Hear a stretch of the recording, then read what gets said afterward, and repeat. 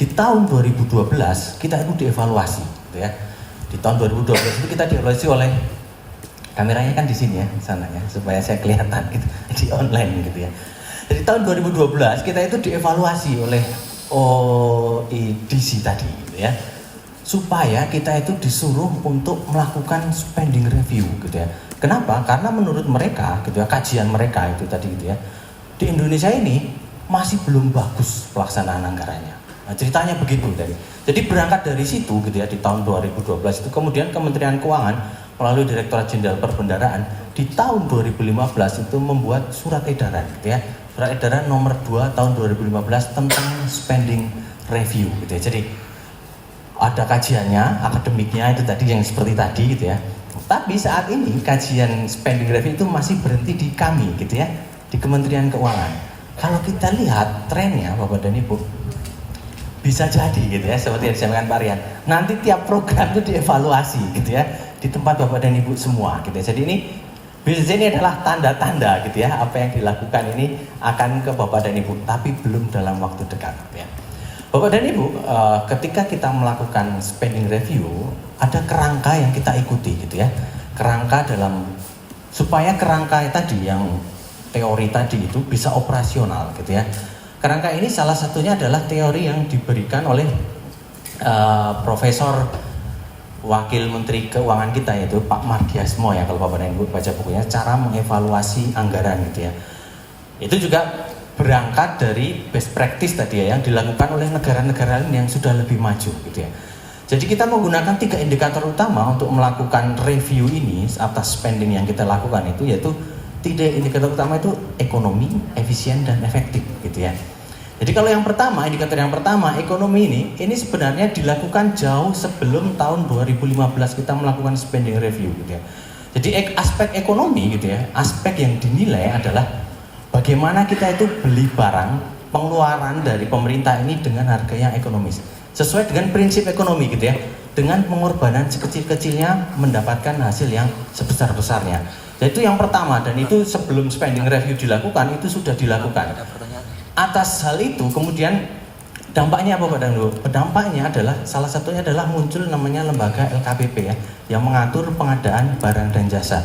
Itu berupaya memastikan bahwa belanja yang kita lakukan, baik itu jasa maupun belanja modal, itu dapat barang dengan harga termurah. Sehingga muncul lelang lah, penunjukan langsung, kemudian berikutnya muncul e-katalog, gitu ya.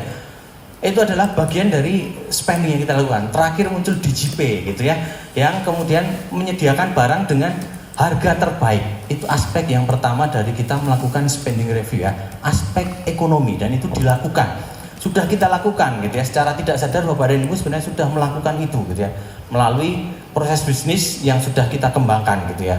Adanya tadi, gitu ya, e-katalog, mungkin kemudian DJP, kita bisa milih barang yang paling hemat, yang paling ekonomis, dengan pengorbanan sekecil-kecilnya pemerintah mendapatkan manfaat yang terbaik. Harapannya kan gitu.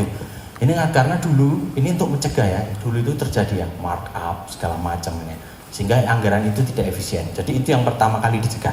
Yang kedua, aspek yang kedua adalah aspek efisiensi, gitu ya. Tadi dijelaskan juga, gitu ya. Aspek efisiensi itu apa sih Bapak dan Ibu? Ya, gitu ya. Aspek efisiensi itu terkait dengan proses ya, atau kegiatan. Bagaimana kita itu menggunakan sumber daya yang tersedia maksimal untuk menghasilkan output yang ada, gitu ya. Kalau di tempat Bapak dan Ibu kita lihat, gitu ya, satu RO itu dibentuk dari beberapa akun, gitu ya.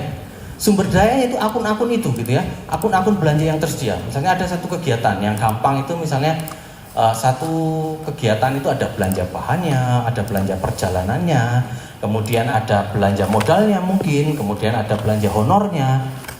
Itu untuk membentuk satu output yang sudah ditetapkan, betul ya. Jadi outputnya tertentu, gitu ya, satu volume tertentu, gitu ya. Ya, maksimal biasanya pemerintah itu adalah menghemat, gitu ya. Jadi satu input menghasilkan satu output. Tidak umum ketika inputnya sama menghasilkan 2 input yang berbeda, gitu ya. Biasanya adalah yang terjadi adalah inputnya tetap, kalaupun itu bisa dihemat, itu biasanya menghasilkan input yang lain. Direvisi kan, gitu ya, optimalisasi, gitu ya, melalui misalnya refocusing ataupun pemanfaatan sisa anggaran kontraktual ya. Itu salah satu bentuk Bapak dan Ibu juga melakukan efisiensi, gitu ya. Jadi output yang tercapai itu tetap dengan input yang lebih sedikit, sisanya bisa menghasilkan output yang lain ya, volume yang lain. Itu praktikalnya di tempat Bapak dan Ibu. Kemudian yang terakhir adalah terkait dengan efektivitas ya. Efektivitas itu bicara tentang programnya gitu ya. Jadi programnya itu jadi apa sih gitu ya. Bener, jadi outputnya kan jadi, misalnya kegiatannya, pengadaannya terlaksana. Tetapi apakah programnya ini tercapai gitu ya. Programnya ini tercapai, itu yang kita ukur dengan efektivitas. Bagaimana mengukur itu? Bapak dan Ibu mungkin tidak sadar gitu ya, sebenarnya sudah melakukan hal itu melalui sistem yang namanya Sistem Akuntabilitas Instansi Pemerintah, SAKIP ya, yang menghasilkan laporan akuntabilitas instansi pemerintah. Kalau Bapak dan Ibu menyusun itu kan menyusun output yang dihasilkan ya dari selama 1 tahun gitu ya. Jadi cuma gitu ya,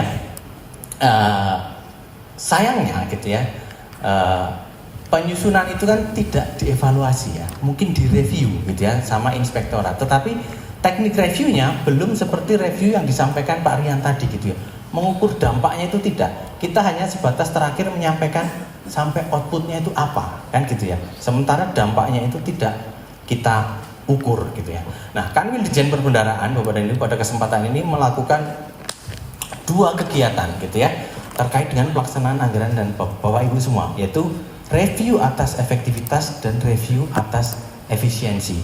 Yang kami lakukan adalah upaya supaya Bapak dan Ibu itu dapat beroperasi secara efisien dan juga output yang Bapak Ibu hasilkan itu dapat efektif gitu ya. Jadi itu tujuan yang kami mau, adalah membantu Bapak dan Ibu semua dari sisi pelaksanaan anggaran gitu ya, bahwa anggaran dan Bapak Ibu semua yang Bapak Ibu kerjakan itu bisa efisien dan bisa efektif. Sehingga kami itu mau analisa gitu ya, kami mencari gitu ya hal-hal yang mungkin bisa menyebabkan Bapak dan Ibu itu belanjanya tidak efisien dan tidak efektif. Jadi itu yang kita kerjakan gitu ya. Nah, tetapi selain itu kami juga kemudian mencoba untuk tadi ya mengambil studi kasus menilai efektivitasnya sendiri gitu ya atas satu program kegiatan berupa bendungan. Nah, kita akan ya Bapak dan Ibu ke yang lebih operasional kan gitu ya, yang lebih operasional yang kami kerjakan dalam rangka membantu Bapak dan Ibu untuk tetap beroperasi dengan efisien ya, dengan efektif. Nah, yang pertama, next slide pertama ini, di kami telah melakukan analisa untuk membantu Bapak dan Ibu semua supaya dapat mencapai pengelolaan keuangan yang efektif gitu ya. Dalam melakukan analisa kami breakdown ke dalam beberapa tema gitu ya, atau beberapa pembahasan gitu ya. Next. Yang pertama kita bagi ke dalam beberapa sektor infrastruktur nih. Jadi kita menganalisa potensi gitu ya yang bisa membuat sektor ini kemudian tidak efektif gitu ya. Apa sih penyebabnya gitu ya. Kita membagi ke dalam 3 program gitu ya, ada program pembangunan infrastruktur, klaster program ketahanan sumber daya air, dan program perumahan pemukiman gitu ya. Oh ini slide-nya yang, oh ya saya lupa, saya nggak ngasih slide yang versi saya ya, nggak apa-apa ya. Saya lupa, saya sudah ngedit, saya tidak kasih gitu ya, nggak apa-apa. Baik Bapak dan Ibu, kalau kita lihat ya dari sektor infrastruktur ini ada 28 triliun gitu ya. Nah, dan kalau kita cermati juga dari 28 triliun ini utamanya adalah pembangunan IKN gitu ya. Kalau kita tadi berangkat dari teorinya yang dijelaskan Pak Rian, supaya efektif gitu ya kan, tentu saja kan gedungnya harus pembangunan infrastruktur harus jadi dulu kan gitu ya. Supaya programnya bisa tercapai, maka outputnya kan harus jadi dulu. Sementara kalau tadi itu kita mengukur efektivitas, itu kan sebenarnya mengukur programnya. Misalnya ini ya, misalnya IKN gitu ya. IKN itu tentu saja programnya, tujuannya akhirnya adalah IKN itu bisa dihuni, betul ya gitu ya, bisa ditempati gitu ya. Jadi kalau ukuran efektivitasnya sebenarnya ukurannya adalah apakah IKN itu sekarang bisa dihuni kan gitu ya.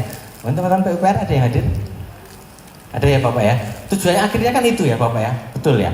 Tetapi untuk mencapai itu maka outputnya kan harus jadi dulu gitu ya, barangnya harus jadi dulu supaya terpenuhi. Nah, kita mengapresiasi nih kemarin gitu ya, sampai dengan tanggal 17 IKN bisa digunakan, kan gitu ya Pak. Tercapai salah satu efektivitasnya itu tercapai gitu ya, salah satunya. Tetapi apakah kemudian itu semua gitu ya? Kalau kita lihat ternyata ada hal-hal yang perlu diperhatikan ya supaya ini bisa tercapai gitu ya. Salah satunya adalah banyak kendala gitu ya ternyata di dalam upaya kita mencapai efektivitas supaya nanti IKN itu dapat ini. Yang pertama dari identifikasi teman-teman ini adalah terkait pembebasan lahan gitu ya.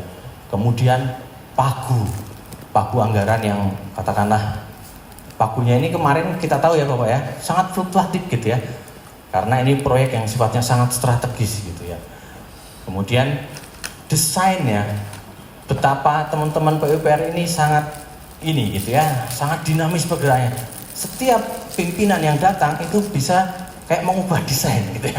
Datang, oh tidak begini, padahal gambarnya itu sebelumnya seperti apa, pas di proyek apa jadinya bagaimana gitu ya.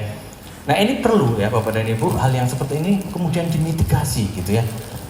Apa tujuannya? Tujuannya adalah tadi, ingat, tujuan akhirnya adalah IKN ini dapat dihuni ya, efektivitasnya misalnya katakanlah. Outputnya apa? Gedungnya ada, gedungnya terbangun gitu ya, gedung kementerian terbangun, gedung hunian untuk ASN-nya terbangun, sehingga pada akhirnya IKN dapat operasional gitu ya.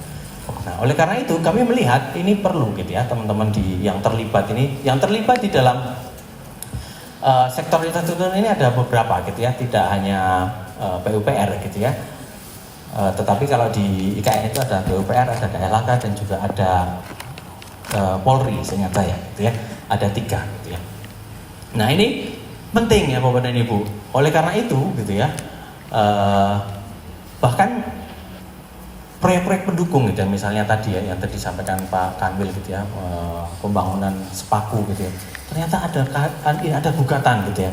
Ada orang-orang yang menggugat proyek ini gitu ya. Jadi ini penting untuk dimitigasi hal yang seperti ini gitu ya.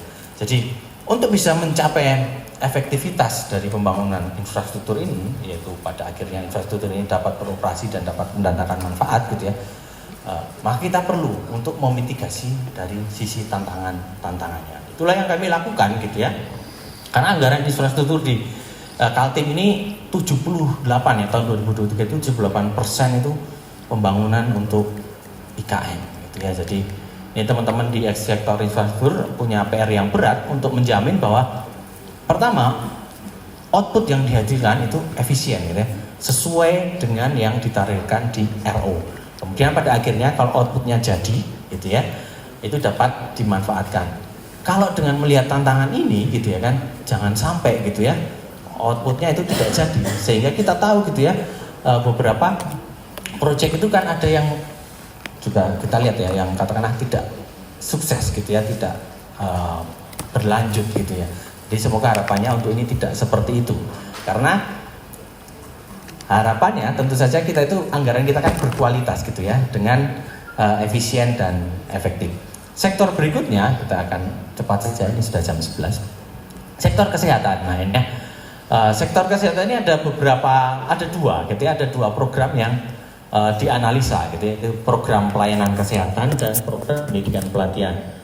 Total anggaran yang ada di kita ada 78 miliar gitu ya, dimana hampir 90% yang izin Pak di Poltekkes gitu ya, kalau di Kaltim ini untuk anggaran kesehatan yang dari APBN gitu ya. Dari kegiatan ini gitu ya, untuk mencapai efisien dan efektif, ternyata ada beberapa kendala gitu ya, kendala yang kami identifikasi. Yang pertama adalah terkait dengan program pelayanan kesehatan dan JKN gitu ya kan. Ini di dinas gitu ya, di beberapa dinas kesehatan. Ternyata ada katanya keterbatasan